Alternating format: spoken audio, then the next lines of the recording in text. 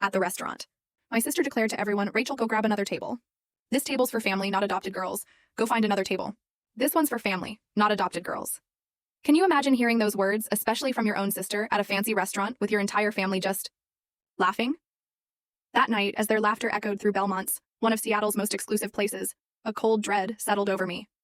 It was a betrayal so sharp, so humiliating, it felt like it finally tipped me over the edge. My name is Rachel. I'm 27 and I'd lived with this family for 22 years, ever since they adopted me when I was 5.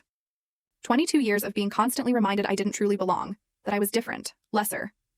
The only person who ever made me feel like I mattered was Grandma Dorothy, my adoptive mother's mother. She was sitting at the far end of the table, and I remember seeing a strange, almost pained expression on her face. "Victoria, that's enough," I managed to say, my voice barely a whisper, just trying to cling to some dignity.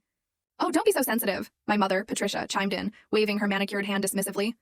"We're just teasing. You know how Victoria is." I knew exactly how Victoria was. At 32, she'd perfected the art of making me feel small, all while maintaining this sickening facade of family unity. Growing up, she got the best bedroom, the newest clothes, and expensive college education. I got hand-me-downs in community college. She was praised for mediocre achievements. I was criticized for excellence. "Sit down, Rachel." "You're making a scene," my father Gregory ordered, his voice low and threatening. I sat, swallowing the protest that burned in my throat.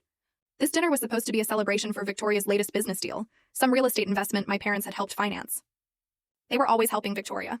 When I'd asked for a loan to start my graphic design business 3 years ago, they'd laughed, and told me to be realistic. The evening dragged on, conversations swirling around me as if I were invisible. Victoria bragged about her new Mercedes. Kenneth discussed his promotion at the bank. My parents beamed with pride, showering them with congratulations. When I dared to mention the major client I'd just landed, a contract worth $50,000, my mother cut me off mid-sentence. "That's nice, dear. Kenneth, tell us more about your bonus." My stomach clenched.